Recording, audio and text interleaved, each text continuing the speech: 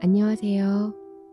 잠잘 때 만나면 마음이 편안해지는 달림 책방입니다. 저는 잠들기 전 가볍게 산책하는 것을 좋아하는데요. 고요한 밤길을 음악을 들으며 걸을 때가 하루 중 가장 편안한 시간이더라고요. 보통 집 주변을 걷는데 오늘은 조금 더 걸어서 도심 속 작은 공원을 찾아왔는데요. 예쁜 밤 조명에 기분이 더욱 좋아졌답니다. 역시 밤은 분위기죠. 오늘도 편안한 밤, 행복한 꿈 꾸며 잘 자요. 구독과 좋아요는 저에게 큰 힘이 됩니다.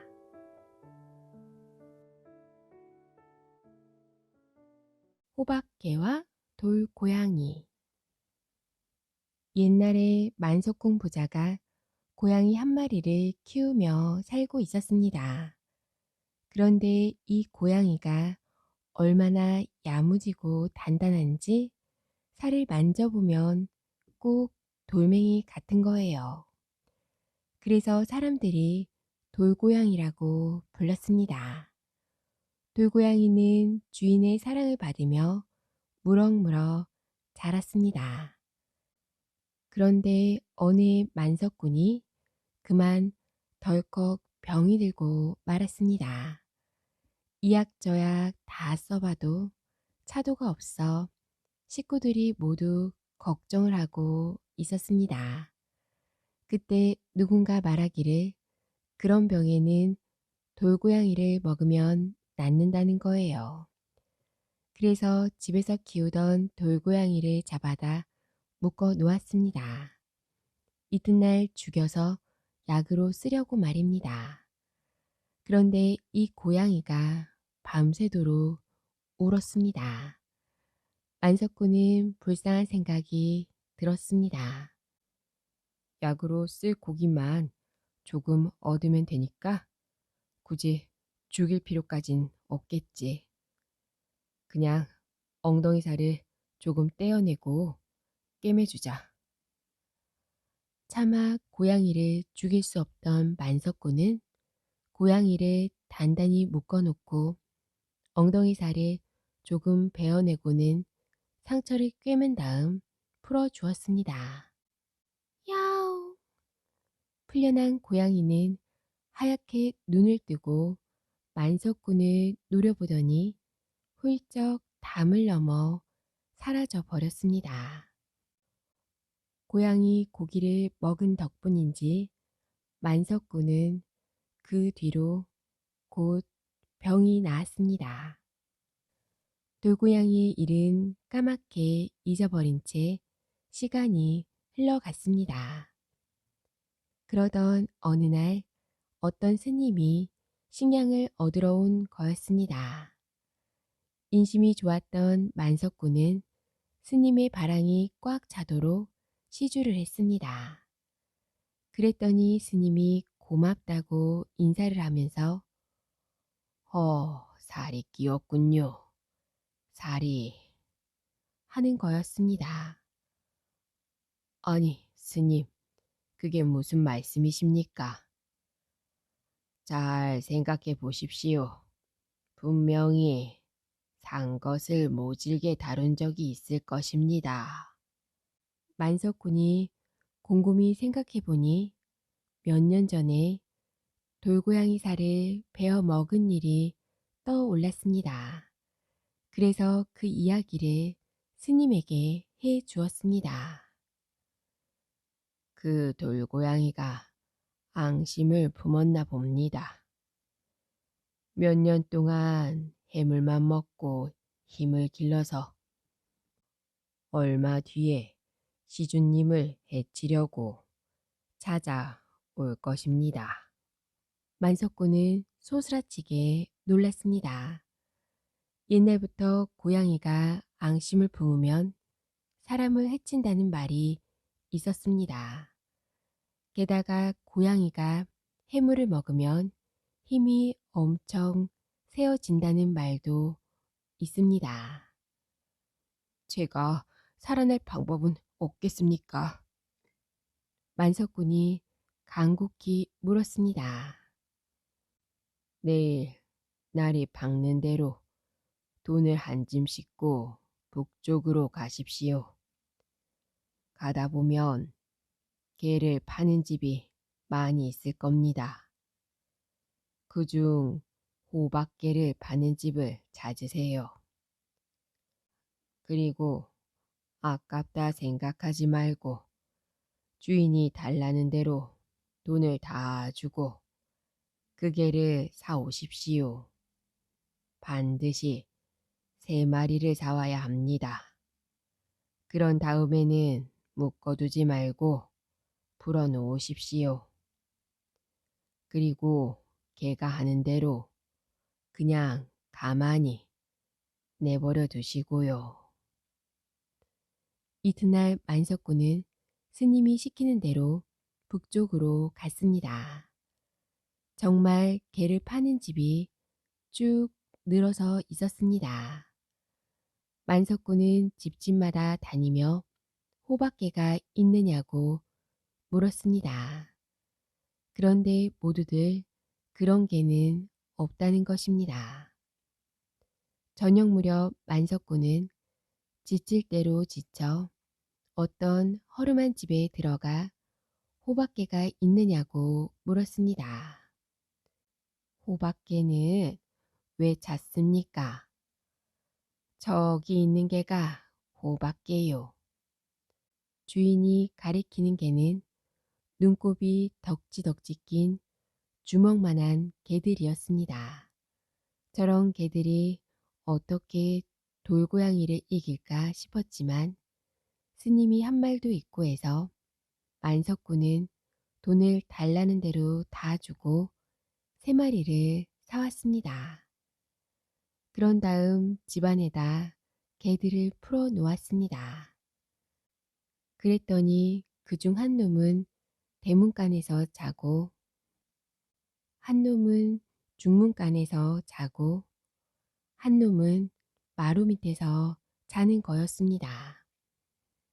만석군은 개들에게 뼈다귀며 고기며 맛있는 것들을 잔뜩 주었습니다. 그런데 어찌된 셈인지 개들은 그런 것은 거들떠도 안 보고 찹쌀죽만 먹는 것이었습니다. 그렇게 며칠이 지난 어느 밤이었습니다. 멀리서 천둥 소리가 나더니 파란 불빛이 길게 뻗쳤습니다. 그러더니 도깨비 불 같은 것이 휙 만석군의 집으로 다가오는 것이었습니다. 만석군은 얼른 식구들을 딴 집으로 보내고 다락에 올라가 숨었습니다. 그리고 문틈으로 밖을 내다보았습니다. 가만히 보고 있으려니 퍼런 불빛을 뚝뚝 흘리며 덩치가 호랑이만한 것이 대문 안으로 불쑥 들어서는 거였습니다. 바로 돌고양이였습니다. 돌고양이가 큰 소리로 울었습니다. 소름이 오싹 돋으면서 솜털이 부스스 일어섰습니다. 만석군은 대문간을 쳐다보았습니다. 호박개가 돌고양이를 막아주려니 생각하면서 말입니다. 그런데 호박개는 고양이가 들어가든 말든 그냥 엎드려 있기만 하는 거였습니다. 그러는 사이 고양이는 중문을 열고 들어왔습니다. 중문을 지키는 개도 마찬가지로 엎드려 있기만 했습니다. 돌고양이는 앞마당을 가로질러 마루로 올라왔습니다. 그러자 마루 밑을 지키고 있던 개가 벌떡 일어났습니다. 저렇게 조그만 녀석이 이길 수 있을까? 만석군은 걱정이 되었습니다. 그런데 가만히 보니 덩치는 작아도 어찌나 날쌘지 호랑이만한 돌고양이랑 붙어서 한참 동안 싸우는 거였습니다. 얼마나 싸웠을까? 호박개가 슬슬 밀리기 시작했습니다. 그때였습니다. 중문을 지키던 개가 갑자기 벌떡 일어나더니 번개같이 달려와 돌고양이를 물고 늘어지는 거였습니다. 먼저 싸우던 개는 도로 마루 밑으로 들어가 죽은 듯이 엎드려 있고 그렇게 한참을 싸우다가 지치니까 이번에는 대문을 지키던 개가 일어나 돌고양이에게 덤벼들었습니다. 그러다 세 마리가 한꺼번에 덤비니 아무리 센 돌고양이라고 해도 도저히 당해낼 수가 없었습니다. 날이 뿌옇게 셀 때쯤 돼서 돌고양이는 그만 크앙 소리를 내며 죽고 말았습니다. 다락에서 내려온 만석군은 돌고양이를 불에 태워 없애버렸습니다.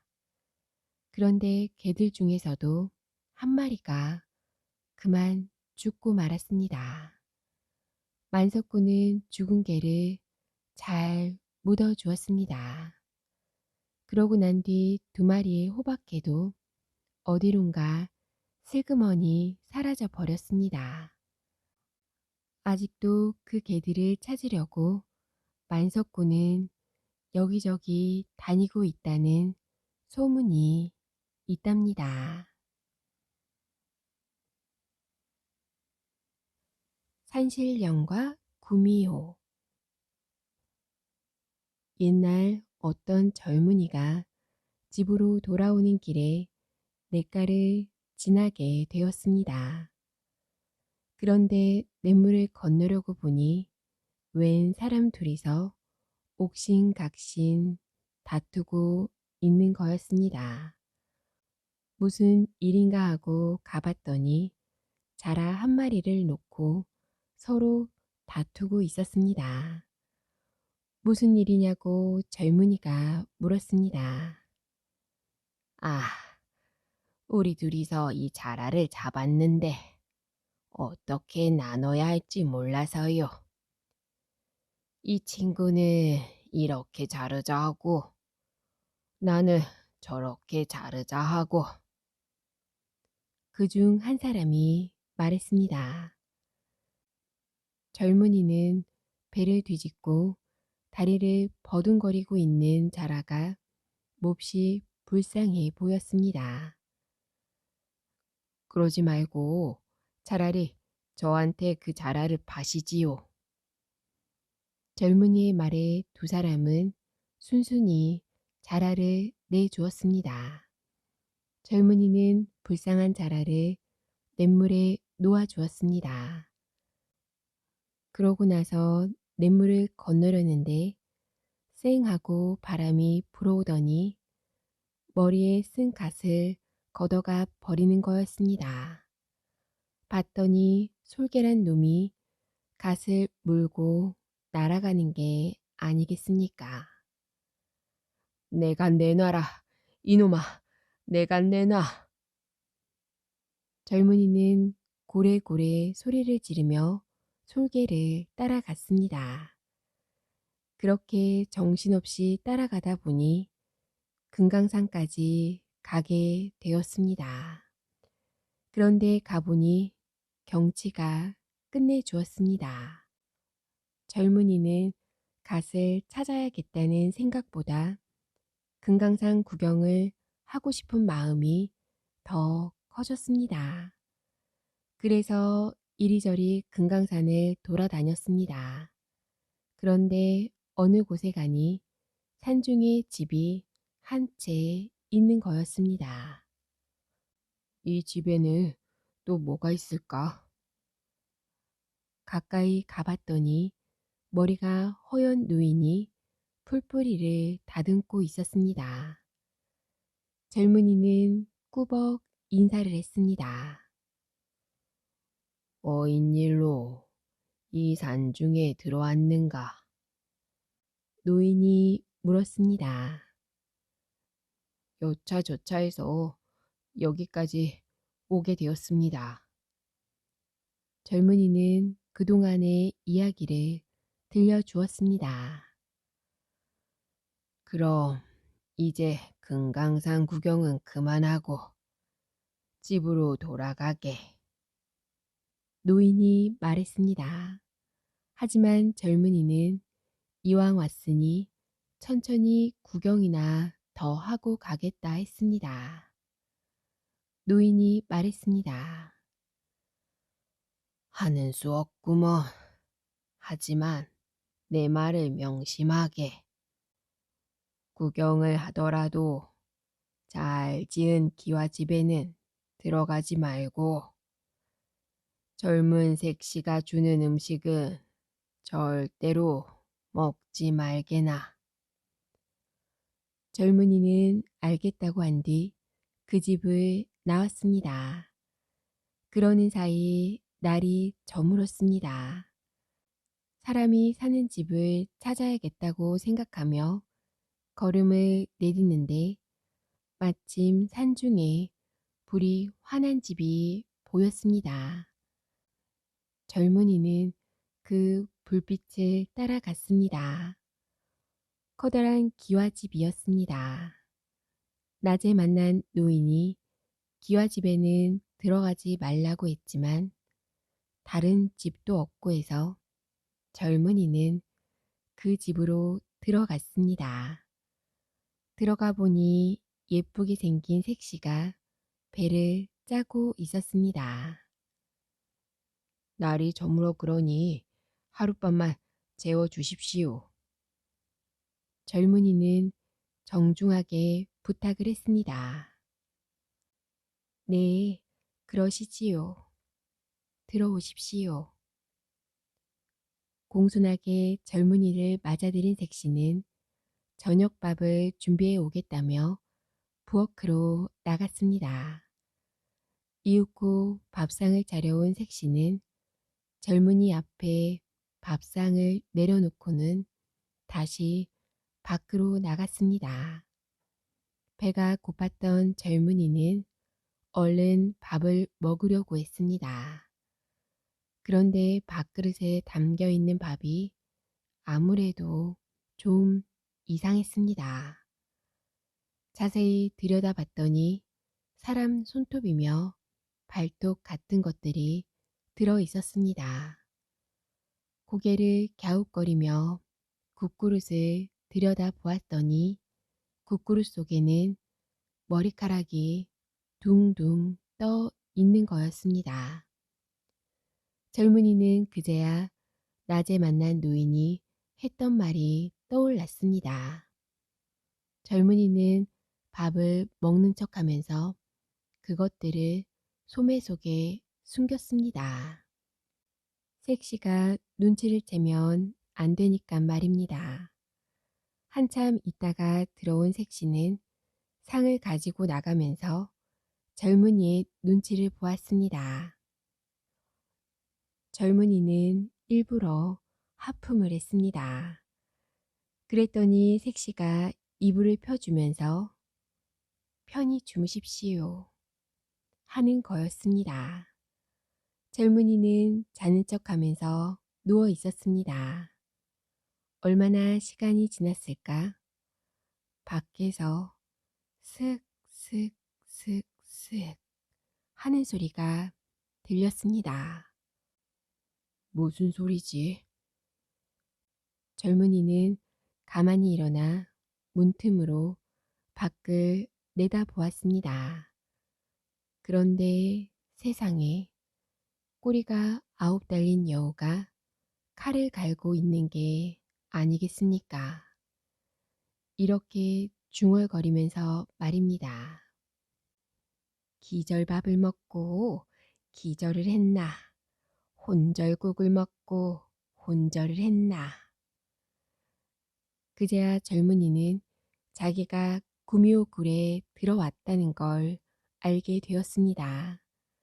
젊은이는 이제 꼼짝없이 죽었구나 생각하며 기절을 한 척 누워 있었습니다.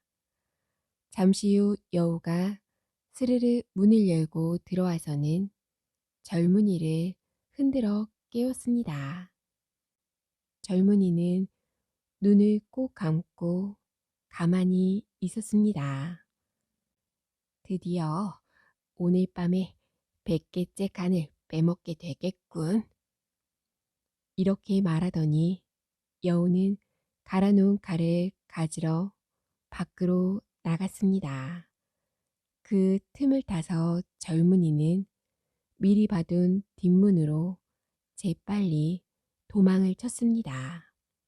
그런데 여우가 펄쩍펄쩍 뛰며 뒤따라 오는 거였습니다. 아이고, 하느님, 저 좀 살려주세요. 젊은이는 마음속으로 외치며 힘껏 달렸습니다. 얼마나 달렸을까? 저만치에 어제 갔던 노인의 집이 보이는 거였습니다. 젊은이는 헐레벌떡 집 안으로 들어가 노인에게 살려달라고 빌었습니다. 그 구미호는 둔갑도 잘하고 도술도 잘 부려서 상대하기 어려워. 자네가 살 길은 자네한테 달렸네. 지금까지 죽을 목숨을 살려준 일이 없는가? 노인이 물었습니다. 젊은이는 가만 생각하다 자라를 살려준 적이 있다고 말했습니다. 잘 되었네. 그럼 이걸 그곳에 가서 던지게. 노인이 글자를 적은 종이를 젊은이에게 주었습니다. 젊은이는 죽을 힘을 다해 자라를 놓아준 냇가로 달려가 노인이 준 종이를 냇물에 던졌습니다. 그러자 갑자기 냇물이 쫙 갈라지더니 백마를 탄 아이가 나오는 거였습니다. 은희께서는 무슨 일로 저를 찾으십니까? 아이가 물었습니다. 알고 봤더니 젊은이가 살려준 자라는 용왕의 아들이었던 것입니다. 젊은이는 그간 겪은 일을 이야기했습니다. 걱정 마십시오. 아이는 물속으로 들어가서 칼 한 자루를 가지고 오더니 젊은이에게 주었습니다. 구미호가 나타나면 이것을 던지세요. 칼을 받아든 젊은이는 다시 금강산으로 갔습니다. 노인이 살던 집에서는 노인과 구미호가 한창 싸움을 하고 있었습니다. 구미호는 다시 젊은이에게 달려들었습니다. 네, 반드시 내 놈의 간을 빼먹고 말겠다. 구미호가 날카로운 이빨을 드러내며 으르렁 거렸습니다. 젊은이는 허리에 차고 있던 칼을 구미호를 향해 힘껏 던졌습니다. 그러자 요란한 소리와 함께 벼락이 내리쳐 구미호는 그만 죽고 말았습니다. 죄 없는 목숨들을 죽인 벌이다. 다음 생애에는 좋은 모습으로 태어나거라. 노인은 새까맣게 타버린 구미호를 묻어주며 말했습니다. 알고 봤더니 그 노인은 산신령이었습니다. 자라와 산신령 덕분에 무사히 집으로 돌아온 젊은이는 좋은 일을 많이 하며 오래오래 행복하게 잘 살았답니다. 노루가 된 동생. 옛날 아주 먼 옛날에 오누이가 살았는데 먹고 살기가 어려워 이 마을 저 마을 떠돌아 다녔습니다. 그러다 하루는 산길을 가고 있는데 동생이 목이 마르다고 자꾸 칭얼거렸습니다. 하지만 가뭄이 들어서 어디를 찾아봐도 먹을 물은 없었습니다. 동생은 너무 지쳐 쓰러지고 말았습니다. 누나가 놀라 이리저리 둘러보았더니 바로 앞에 있는 노루 발자국에 물이 조금 고여 있는 거였습니다. 누나는 얼른 노루 발자국에 고인 물을 동생에게 먹였습니다. 그런데 그 순간 동생이 부르르 진저리를 치더니 눈 깜짝할 사이에 노루로 변하고 말았습니다. 아, 이를 어째, 이를 어째. 누나는 노루가 된 동생을 붙잡고 엉엉 울음을 터뜨렸습니다. 그때 마침 사냥을 나온 원님이 그 모습을 보았습니다. 왜 노루를 붙들고 울고 있소? 누나가 울면서 사정을 말했더니 원님은 누나와 노루 동생을 함께 집으로 데리고 갔습니다. 원님은 마음 착한 누나와 결혼을 했습니다. 그리고 노루 동생이 살 집도 잘 지어주었습니다. 누나는 날마다 노루 동생을 씻겨주고 먹여주고 잘 돌봐주었습니다. 하루는 원님이 사냥을 떠나면서 누나에게 단단히 일렀습니다. 내가 없는 동안 아무도 집안에 들여놓지 마시오. 그런데 원님이 떠나고 며칠이 지났을까 어떤 할머니가 대문을 막 두드렸습니다. 이 불쌍한 늙은이한테 밥 한 술만 주시오. 누나는 대문을 꼭 닫은 채 말했습니다. 지금은 아무도 드릴 수 없으니 다음에 오세요. 하지만 할머니는 밥 좀 달라며 계속 문을 두드렸습니다. 누나는 할머니가 불쌍해 집 안으로 들어오게 했습니다. 누나는 할머니에게 맛있는 밥상을 차려 잘 대접해 주었습니다. 할머니는 고기 반찬만 쏙쏙 집어 먹더니 뒤뜰을 힐끔 보며 말했습니다.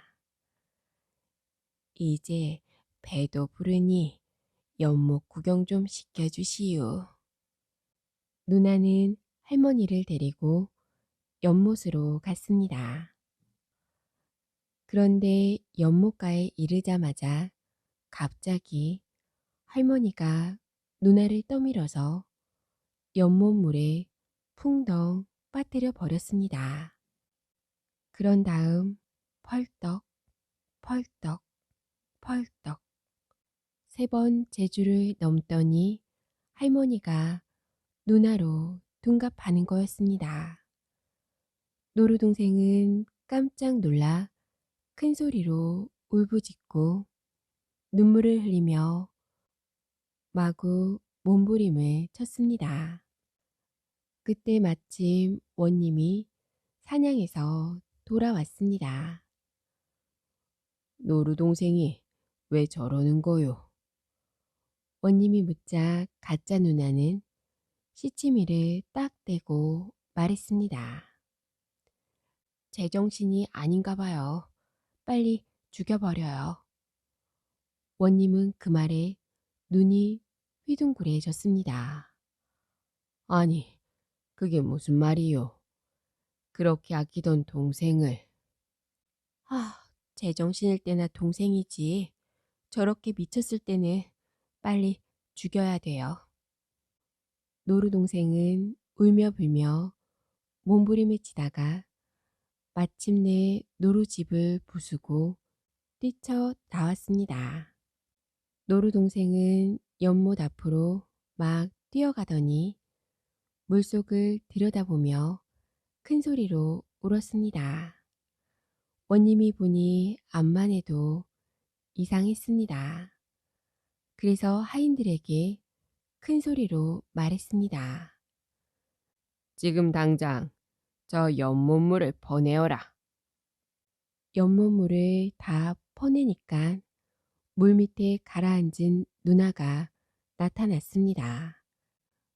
그런데 죽은 줄만 알았던 누나가 부스스 눈을 떴습니다. 노루 동생은 너무 기뻐 소리를 질렀습니다. 누나, 누나! 노루 동생 입에서 사람 말이 터져 나온 거였습니다. 그 순간 노루 동생은 부르르 진저리를 치더니 눈 깜짝할 사이에 사람으로 되돌아왔습니다. 오누이는 어찌나 기쁜지 부둥켜 안고 엉엉 울음을 터뜨렸습니다. 가짜 누나는 이걸 보고 재빨리 도망을 쳤습니다. 그러자 원님이 얼른 화살로 탁 쏘아 죽였는데 가서 보니 사람이 아니라 여우였습니다. 천년 묵은 여우가 사람으로 둔갑해서 못된 짓을 했던 것이랍니다. 그 후로 오누이는 오순도순 행복하게 잘 살았답니다. 천년 묵은 지네. 옛날 어느 산골에 약초를 캐는 총각이 살고 있었습니다. 그 총각은 몹시 가난했습니다. 날마다 산에 들어가 약초를 캐다 파는데도 돈이 모이지 않았습니다. 그러니 장가도 못 가고 혼자 살고 있었습니다. 그래도 총각은 희망을 버리지 않았습니다. 그날도 총각은 열심히 약초를 캐고 있었습니다. 그러다 그만 날이 저무는 줄도 몰랐습니다. 이런 너무 깊은 산중으로 들어왔구나. 총각은 서둘러 집으로 돌아가려고 했습니다. 그런데 서두르다 보니 오히려 점점 깊은 산속으로 들어가게 된 것입니다. 그러는 사이 주인은 완전히 어두워지고 길을 잃고 말았습니다. 더럭 겁이 난 총각은 쉴만한 곳을 찾았습니다. 이리저리 산속을 둘러보니 저만치 앞에 불빛 하나가 깜빡이는 거였습니다.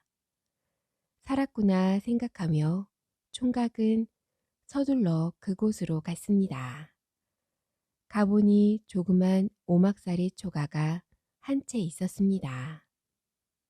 총각은 다짜고짜 그 집으로 들어가 하룻밤만 재워달라고 부탁했습니다.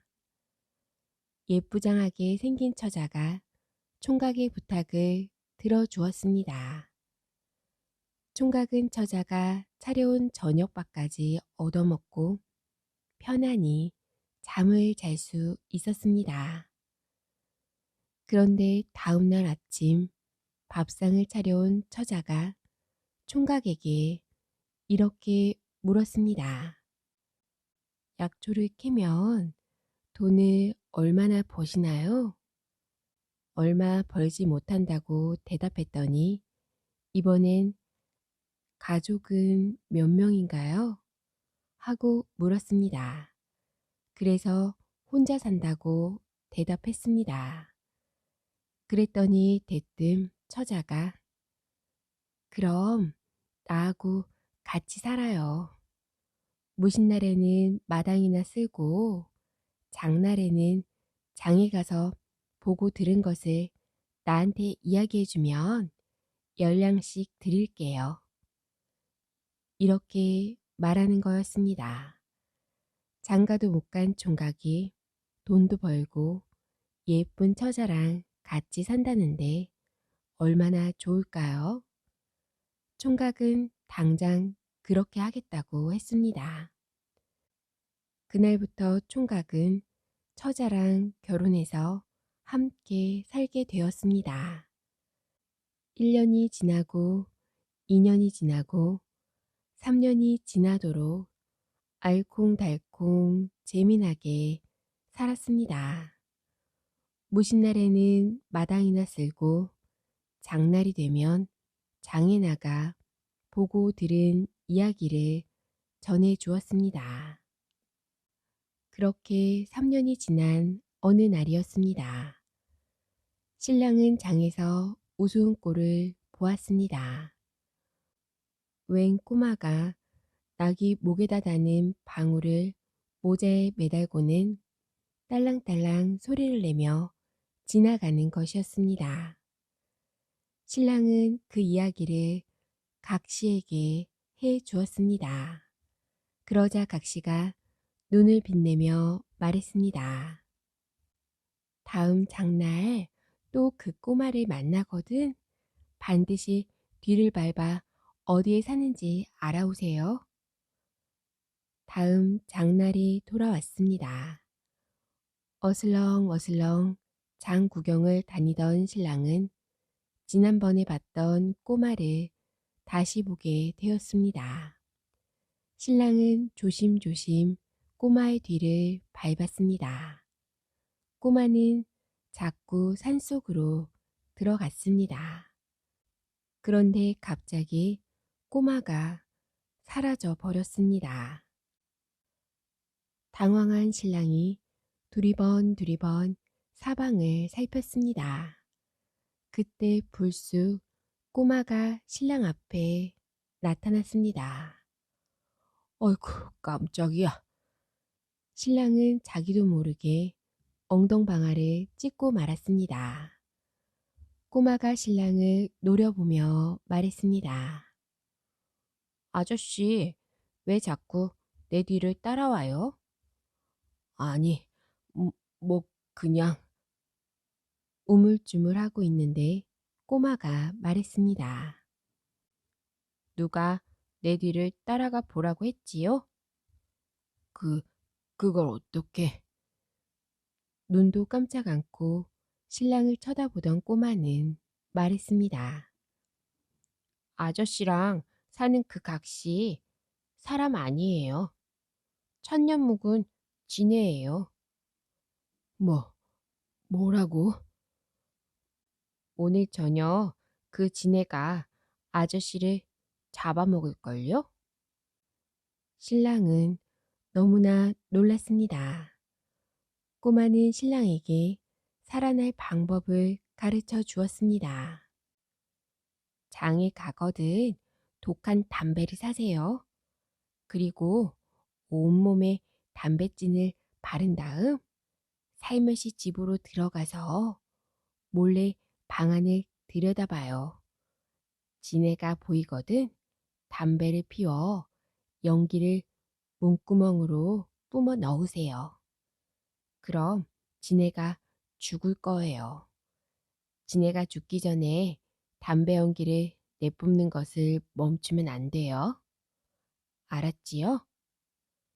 신랑은 꼬마가 시키는 대로 담배를 샀습니다. 그리고 온몸에 담배찐을 발랐습니다. 살그머니 집으로 돌아온 신랑은 뒷문으로 들어가 문구멍으로 방 안을 살펴보았습니다. 아, 그랬더니 정말 커다란 지네가 방 안에서 꿈틀거리고 있는 거였습니다. 지네를 죽이려면 담배 연기를 뿜어야 한다고 했지. 신랑은 주머니에 든 담배를 만지작 거렸습니다. 그런데 비록 지내라고는 하지만 지난 3년 동안 같이 산 각 씨를 차마 죽일 수는 없었습니다. 차라리 내가 죽는 편이 낫겠다. 이렇게 생각한 신랑은 냇가에 가서 몸에 묻은 담뱃진을 깨끗이 씻고 집으로 들어갔습니다. 진해는 다시 예쁜 각시로 변해 있었습니다. 당신이 진해라는 걸 알았소. 그래, 오늘 밤에 날 잡아먹을 테요. 그러면서 신랑은 꼬마를 만난 이야기를 다 했습니다. 각시는 한숨을 푹 내쉬더니 사실을 털어놓았습니다. 사실 오늘 당신이 본 그 꼬마는 천년 묵은 구렁이랍니다. 내 남편을 죽인 놈이지요. 원수를 갚으려고 나는 이곳에 숨어서 오랫동안 그놈을 기다리고 있었답니다. 이제 그놈이 사는 곳을 알았으니 남편의 원수를 갚아야지요. 그런데 한 가지 부탁이 있습니다. 신랑은 어리둥절해서 각시를 보았습니다. 제가 그놈과 싸울 때 힘껏 고함을 질러주세요. 그래야 제가 그놈을 죽일 수 있어요. 신랑은 어떻게 해야 좋을지 몰라 망설이고 있었습니다. 도와주지 않는다 해도 당신을 원망하지는 않겠어요. 안녕히 계세요. 각시는 신랑에게 인사를 하고 어딘가로 갔습니다. 신랑은 각시를 따라갔습니다. 사람이 다니지 않는 으슥한 산속에서 꼬마 각시가 만났습니다. 신랑은 풀숲에 숨어 둘의 싸움을 지켜보았습니다. 서로 물어뜯고 싸우는데 어찌나 무섭던지 몸이 뻣뻣하게 굳는 것 같았습니다. 그런데 시간이 지날수록 진해가 몰리는 거였습니다. 신랑은 자기도 모르게 크게 고함을 질렀습니다. 뒤엉켜 싸우던 구렁이가 고함 소리에 놀라 휙 고개를 돌렸습니다. 그 틈에 진해가 구렁이의 목을 콱 물었습니다. 그래서 진해가 이기게 되었습니다. 고맙습니다. 나는 이제 한을 다 풀었습니다. 당신은 이 길로 우리가 살던 집으로 가보세요. 거기에 가면 괴짝이 하나 있을 겁니다. 그걸 가지고 행복하게 잘 사세요. 각시는 신랑에게 공손하게 절을 하고는 연기처럼 사라져 버렸습니다. 혼자 남겨진 신랑은 터덜터덜 살던 곳으로 돌아갔습니다. 가보니 집은 온데간데 없고 괴짝 하나가 동그만히 놓여 있었습니다. 그 괴짝 속에는 돈이 가득 들어 있었습니다. 그걸 가지고 신랑은 아주 잘 살았답니다. 호랑이 잡는 망태. 옛날 어느 곳에 부모도 없이 혼자서 농사를 짓고 살아가는 총각이 있었습니다. 그런데 논밭 한 떼기 없이 남의 땅을 부쳐먹고 살자니 도저히 가난해서 벗어날 수가 없었습니다. 허리가 휘도록 일을 해봐야 이리저리 다 빼앗기고 나면 남는 것이 없었습니다. 에이, 이렇게 사는 것보다는 차라리 너돌이 보찜 장수를 하는 게 더 낫겠다. 이렇게 생각한 총각은 그 길로 집을 나섰습니다. 그런데 막상 나와보니 갈 곳이 없었습니다. 농사만 짓고 살던 사람이 장사를 알 턱이 있나? 그래서 무작정 여기저기 돌아다녔습니다. 그러다 보니 쥐꼬리만큼 있던 노잣돈마저도 다 떨어지고 말았습니다. 이젠 꼼짝없이 굶어 죽게 생겼구나. 이렇게 생각하며 터덜터덜 걷다 보니 아뿔싸 산속에서 그만 날이 저물고 말았습니다. 총각은 호랑이 밥이 되기 전에 쉴 만한 곳을 찾아보았습니다. 죽으라는 법은 없는지 저 아래 깜빡깜빡 불빛이 보였습니다. 총각은 그리로 갔습니다. 주인을 찾으니 머리가 허연 노인이 문을 열고 내다보았습니다. 하룻밤만 재워 주십시오. 총각이 부탁을 하니 노인은 흔쾌히 허락을 했습니다. 총각은 노인이 있는 방으로 들어갔습니다. 노인은 망태를 만들고 있는 중이었습니다. 총각이 물었습니다. 그건 뭐에다 쓰는 겁니까? 먹고 살기 어려운 사람이 이 안에 들어가면 좋은 일이 생기지. 노인의 말을 들은 총각은 귀가 쏠깃해졌습니다. 먹고 살기 어렵기로 치면 자기보다 더 어려운 사람이 어디 있을까 싶었습니다. 그 말이 정말이라면 제가 그 안에 들어가겠습니다. 총각이 말했습니다. 노인도 순순히 그렇게 하라고 했습니다. 총각은 얼른 망태 안으로 들어갔습니다. 그러자 노인이 다짜고짜 망태 주둥이를 꽉 묶어버리더니 장대에 망태를 꿰어매고는 성큼성큼 밖으로 나가는 것이었습니다.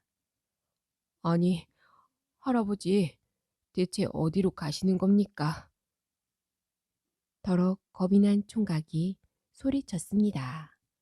하지만 노인은 아무 말도 없이 어두운 밤길을 걸어갔습니다.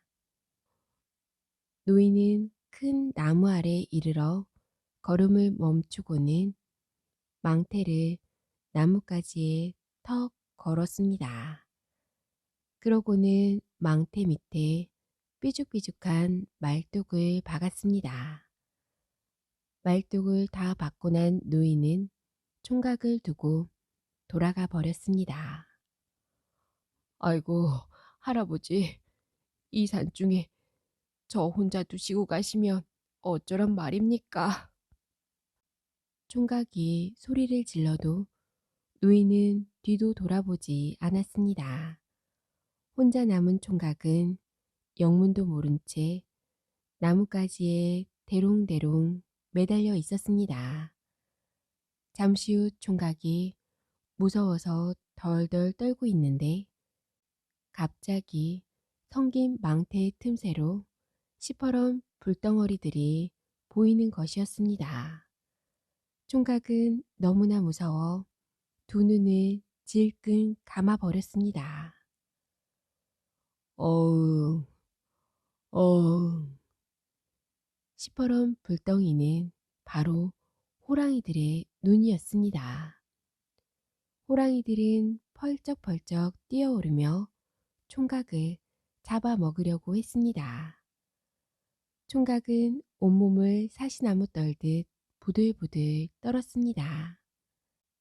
이제 호랑이 밥이 되어 죽는구나 생각했습니다.